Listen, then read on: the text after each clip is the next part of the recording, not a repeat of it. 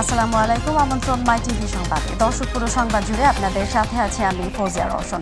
শুরুতেই জানিয়ে দিব সংবাদ শিরোনাম। ৭ জানুয়ারি দেশের ইতিহাসে সবচেয়ে অবাধ, সুষ্ঠু ও নিরপেক্ষ নির্বাচন হয়েছে বললেন প্রধানমন্ত্রী। বাংলাদেশ সবসময় নির্যাতিত ফিলিস্তিনের পক্ষে।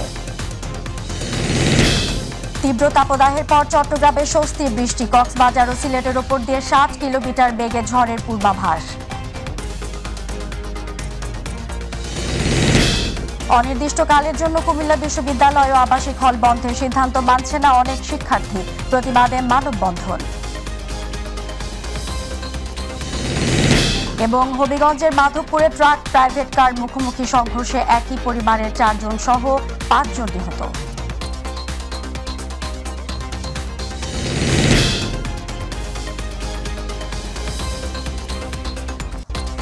দর্শক এতক্ষণ শুনছিলেন শিরোনাম, এবার চলে যাব বিস্তারিত সংবাদে। ৭ জানুয়ারি দেশের ইতিহাসে সবচেয়ে অবাধ, সুষ্ঠু ও নিরপেক্ষ নির্বাচন হয়েছে বলে মন্তব্য করেছেন প্রধানমন্ত্রী শেখ হাসিনা।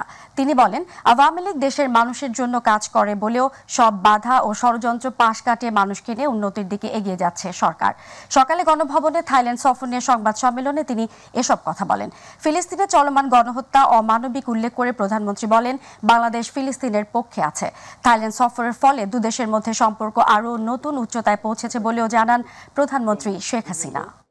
মাননীয় প্রধানমন্ত্রী শেখ হাসিনা বৈঠকে দুই দেশের মধ্যে বাণিজ্য সম্প্রসারণ এবং আমদানি রপ্তানি বৃদ্ধির লক্ষ্যে মুক্ত বাণিজ্য চুক্তি এর পর্যালোচনার পাশাপাশি অন্যান্য অভিন্ন স্বার্থ সংশ্লিষ্ট বিষয়ে আলোচনা হয়। উল্লেখযোগ্য বিষয়গুলোর মধ্যে ছিল বিনিয়োগ, জনগণের মধ্যে যোগাযোগ, সাংস্কৃতিক বিনিময়, পর্যটন সহযোগিতা, জ্বালানি নিরাপত্তা, কৃষি ও খাদ্য নিরাপত্তা, স্বাস্থ্য, স্থল এবং সমুদ্র সংযোগ, উন্নয়ন সহযোগিতা এবং আঞ্চলিক ও আন্তর্জাতিক সহযোগিতা। এ সময় আমি দুই দেশের বাণিজ্য ভারসাম্য রক্ষার জন্য বেসরকারি খাতের অংশগ্রহণকে, বিশেষ করে আমাদের বিশেষ অর্থনৈতিক অঞ্চল এবং হাইটেক পার্ককে বিনিয়োগ উৎসাহিত করার জন্য থাই প্রধানমন্ত্রীকে অনুরোধ করি। তীব্র তাপদাহের পর অবশেষে চট্টগ্রাম এসেছে স্বস্তির বৃষ্টি। সকাল থেকে থেমে থেমে বিভিন্ন স্থানে বৃষ্টি হচ্ছে। এতে কিছুটা স্বস্তির নিঃশ্বাস ফেলছে সাধারণ মানুষ। সবচেয়ে বেশি বৃষ্টি হয়েছে কুতুবদিয়ায় ২৮ মিলিমিটার। এদিকে কক্সবাজার ও সিলেট অঞ্চলের উপর দিয়ে সর্বোচ্চ ৬০ কিলোমিটার বেগে ঝড়ের পূর্বাভাস দিয়েছে আবহাওয়া অধিদপ্তর। দুপুর ১টা পর্যন্ত দেশের অভ্যন্তরীণ নদীবন্দরসমূহের জন্য দেয়া আবহাওয়ার পূর্বাভাসে এ তথ্য জানা গেছে। এতে বলা হয়, কক্সবাজার এবং সিলেট অঞ্চলসমূহের উপর দিয়ে পশ্চিম অথবা উত্তর পশ্চিম দিক থেকে ঘন্টায় ৪৫ থেকে ৬০ কিলোমিটার বেগে বৃষ্টি অথবা বজ্র বৃষ্টি সহ অস্থায়ীভাবে দমকা অথবা ঝড়ো হাওয়া বয়ে যেতে পারে। এসব এলাকার নদীবন্দরগুলোকে ১ নম্বর সতর্ক সংকেত দেখাতে বলা হয়েছে। এবার পাবলিক ভিউ। গেল সপ্তাহ ধরে প্রচণ্ড তাপদাহে অতিষ্ঠ রাজধানীবাসী। গরমের তীব্রতায় হাঁসফাঁস অবস্থা তাদের। আর ধীরগতির বাতাসের সাথে আগুনের হলকা তো রয়েছেই। আবু সাইদুপুর রিপোর্ট।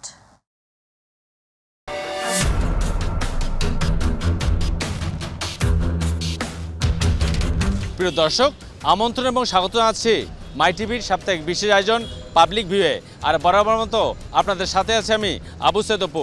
আজকে যে বিষয়ে আমি কথা বলবো তা হলো, যেভাবে সারা দেশে তাপমাত্রা বেড়ে চলেছে, এ নিয়ে নগরবাসী কি বলছেন আর তাদের পরামর্শই কি, তা নিয়ে আমরা কথা বলতে চাই নগরবাসীর সাথে। তবে তার আগে দেখে আসা যাক ছোট্ট একটি প্রতিবেদন, তাহলেই অনুধাবন করা সম্ভব কি পরামর্শ দিলেন নগরবাসী। দেশ জুড়ে চলছে তীব্র তাপপ্রবাহ। এতে দেখা দিয়েছে হিটস্ট্রোকের সংখ্যাও। অবজ্ঞা করলে হতে পারে মৃত্যু। ১৯৯৮ সালের পর গেল ৩৯ বছরের ইতিহাসে দেশের সর্বোচ্চ তাপমাত্রা রেকর্ড করা হয়েছে এরই মধ্যে, যার প্রভাব পড়েছে সারা দেশে। আর এই তাপমাত্রা আগে কখনো অনুভব করেনি মানুষ। আর কত গ্লাস যে শরবত খায় এটা কাউন্টিং ছাড়া। কিছুক্ষণ পর পানির শরবত, স্যালাইন এগুলি খাচ্ছি আর কি। এরই মধ্যে তাপমাত্রার পারদ বেড়ে চলেছে। যদিও স্বস্তির বার্তা রয়েছে, এমন বার্তা দিলেন আবহাওয়া অধিদপ্তর। তাপপ্রবাহ উঠে যাবে না সেটা আমরা বলতে পারছি। ৪ তারিখের কাছাকাছি সময় থেকে ১০ তারিখ পর্যন্ত আমাদের স্বস্তিদায়ক একটা আবহাওয়া বাংলাদেশে বিরাজ করতে পারে, যদি কালবৈশাখীর বৃষ্টিটা আমরা ৪ তারিখ থেকে কন্টিনিউ প্রতিদিন কিছু না কিছু পাই। তবে এমন প্রেক্ষাপটে কি পরামর্শ দিলেন নগরবাসী, আর কিভাবে বা তাপমাত্রাকে নিয়ন্ত্রণ করা সম্ভব? তীব্র তাপদাহে মানুষ কষ্ট পাচ্ছে, এর থেকে মুক্তির একমাত্র উপায় আমি মনে করি সমন্বিত বৃক্ষরোপণ কর্মসূচি জোরদার করা উচিত। জলবায়ুর পরিবর্তন না আসা পর্যন্ত এই তাপমাত্রার কোনো পরিবর্তন হবে না আর কি। প্রতিটা জায়গায় জায়গায় পানি ছিটানোর ব্যবস্থা করতে হবে। আজকে থেকে 100 বছর আগে গাছপালা যে হিসেবে ছিল, এখন ওইসব গাছপালা নাই, এখন গাছপালাতে দড়ি কাইটা ফেলাইতেছে, এই জন্য বেশি সমস্যা হইতেছে। সরকার একটা পরিকল্পিত নগর করার জন্য বিল্ডিং বা গ্লাসের বিল্ডিংগুলো বন্ধ করা উচিত। প্রিয় দর্শক, এই ছিল আজকে আমাদের পাবলিক ভিউয়ের বিশেষ আয়োজন। দেখা হবে পরবর্তীতে নতুন কোনো নাগরিকদের প্রত্যাশা প্রাপ্তি, সংগতি কিংবা অসঙ্গতির গল্প নিয়ে। সে অপেক্ষায় ভালো থাকুন, সুস্থ থাকুন, আর সবসময় চোখ রাখুন মাই টিভিতে। তীব্র গরমে বরগুনায় বৃদ্ধি পেয়েছে ডায়রিয়ার প্রকোপ। চলতি মাসে 1000-এরও বেশি রোগী ডায়রিয়া আক্রান্ত হয়ে হাসপাতালগুলোতে ভর্তি রয়েছেন। এসব রোগীর মধ্যে অধিকাংশই শিশু ও বয়স্ক। অতিরিক্ত রোগীর চাপে চিকিৎসা দিতে হিমশিম খাচ্ছে হাসপাতাল কর্তৃপক্ষ।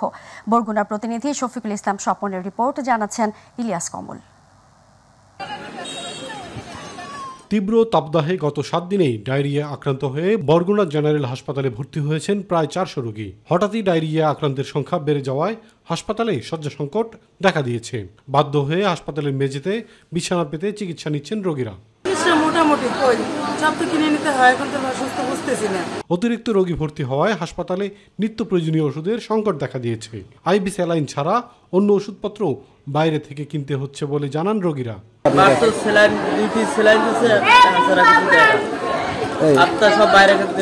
হঠাৎই ডায়রিয়ার প্রকোপ বেড়ে যাওয়ায় সেবা দিতে হিমশিম খাচ্ছে হাসপাতাল কর্তৃপক্ষ। পর্যন্ত গত 1 মাসে 1300 মতো ডায়রিয়া রোগী এখানে ভর্তি হয়েছে এবং চিকিৎসা নিয়ে সুস্থ হয়ে হয়েছে। এখানে শিশু এবং বৃদ্ধ রোগীর ডায়রিয়ার প্রকোপই বেশি। তাপমাত্রা কমে এলে গরমজনিত রোগের প্রাদুর্ভাব কমবে আশা চিকিৎসকদের। ইলিয়াস কমল, মাই টিভি।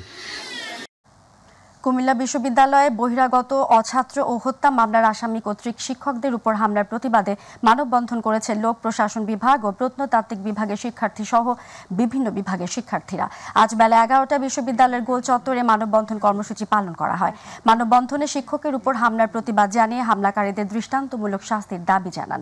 একই সাথে শিক্ষার্থীদের একাডেমিক ক্লাস খুলে দেয়া হলগুলো বন্ধের ঘোষণা তুলে দেওয়ার দাবি জানান শিক্ষার্থীরা।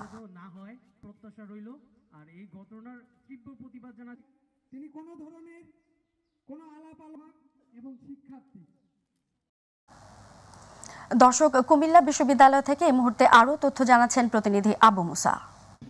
ধন্যবাদ আপনাকে। আমি আছি এই মুহূর্তে কুমিল্লা বিশ্ববিদ্যালয়ে। আপনারা দেখছেন আমার এই ঠিক পিছনে একটি মানববন্ধন অনুষ্ঠিত হচ্ছে। এখানে লোক প্রশাসন এবং প্রত্নতত্ত্ব দুটি বিভাগের শিক্ষার্থীরা মূলত আজকের এই মানববন্ধনটি করছেন। তো আজকের এই মানববন্ধনের বিষয়টি যদি আপনাদেরকে একটু জানাতে চাই, আসলে এই দুটি বিভাগের যে দুজন শিক্ষকের উপরে কিন্তু গত 28শে এপ্রিল যেই শিক্ষকদের উপরে হামলা হয়েছিল, সেই হামলার শিকার কিন্তু এই দুটি বিভাগের দুজন শিক্ষক হামলার শিকার হয়েছিলেন। এই শিক্ষকদের হামলার বিচারের দাবিতে কিন্তু এই বিশ্ববিদ্যালয়ের দুই বিভাগের যে সমস্ত শিক্ষার্থীরা রয়েছেন তারা এই মানববন্ধন করছেন এবং তারা বিচার দাবি করছেন। তো একটু জানিয়ে রাখতে চাই, এই 28শে এপ্রিল হামলা ঘটনার পরপরই কিন্তু 30শে এপ্রিল সন্ধ্যায় একটি সিন্ডিকেটের মাধ্যমে বিশ্ববিদ্যালয় বন্ধ ঘোষণা করা হয়েছে।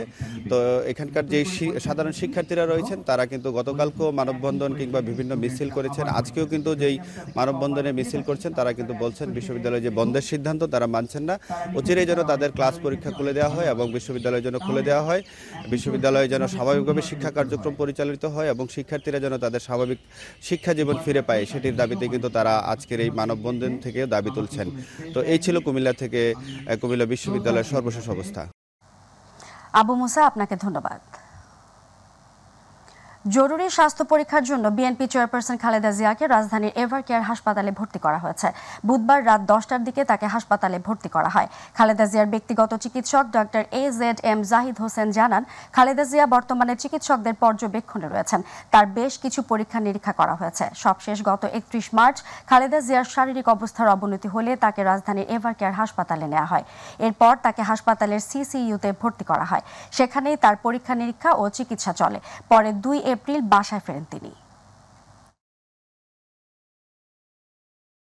ক্রনিক লিভার ডিজিজের মারাত্মক জটিলতায় দেশনেত্রী বেগম খালেদা জিয়া রয়েছেন। ওনার যে স্থায়ী চিকিৎসা, যেটি করলে উনি হয়তো দীর্ঘ সময় ভালো থাকতেন, দীর্ঘ সময় কর্মক্ষম থাকতে পারেন, দীর্ঘ সময় সুস্থ থাকতে পারেন সেই চিকিৎসা করার জন্য আজকেও চিকিৎসকরা বলেছেন যত দ্রুত সম্ভব ওনাকে দেশের বাইরে লিভার রিপ্লেসমেন্ট, লিভার ট্রান্সপ্লান্টেশন অথবা আর্টিফিশিয়াল লিভার রিপ্লেসমেন্টের যে ব্যবস্থা। হবিগঞ্জের মাধবপুরে ট্রাক প্রাইভেট কার মুখোমুখি সংঘর্ষে একই পরিবারের 4 জন সহ 5 জন নিহত হয়েছেন। বুধবার রাত 2টায় ঢাকা সিলেট মহাসড়কের উপজেলার বাদশা গেট এলাকায় এ দুর্ঘটনা ঘটে। মাধবপুর থানার ভারপ্রাপ্ত কর্মকর্তা রাকিবুল ইসলাম খান জানান, প্রাইভেট কারটি ঢাকা থেকে ফিরছিল, অন্যদিকে ট্রাকটি যাচ্ছিল ঢাকার দিকে।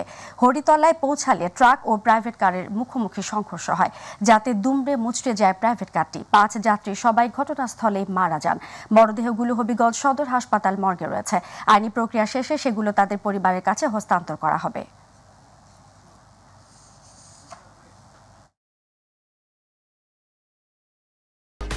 দ্বাদশ জাতীয় সংসদের দ্বিতীয় অধিবেশন বসছে আজ বিকেল 5টায়। রাষ্ট্রপতি মোহাম্মদ শাহাবুদ্দিন সাংবিধানিক ক্ষমতা বলে গত 15 এপ্রিলে অধিবেশন আহ্বান করেন।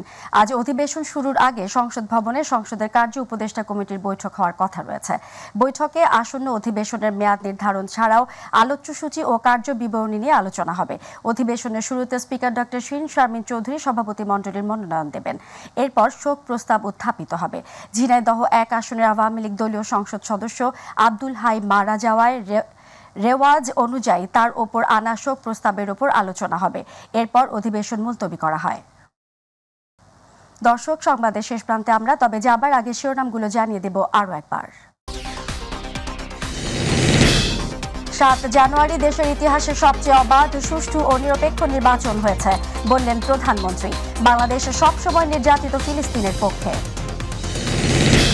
তীব্র তাপদাহের পর চট্টগ্রামের স্বস্তির বৃষ্টি। কক্সবাজার ও সিলেটের ওপর দিয়ে 60 কিলোমিটার বেগে ঝড়ের পূর্বাভাস। অনির্দিষ্টকালের জন্য কুমিল্লা বিশ্ববিদ্যালয় ও আবাসিক হল বন্ধের সিদ্ধান্ত মানছে না অনেক শিক্ষার্থী, প্রতিবাদে মানববন্ধন। এবং হবিগঞ্জের মাধবপুরে ট্রাক প্রাইভেট কার মুখোমুখি সংঘর্ষে একই পরিবারের 4 জন সহ 5 জন নিহত।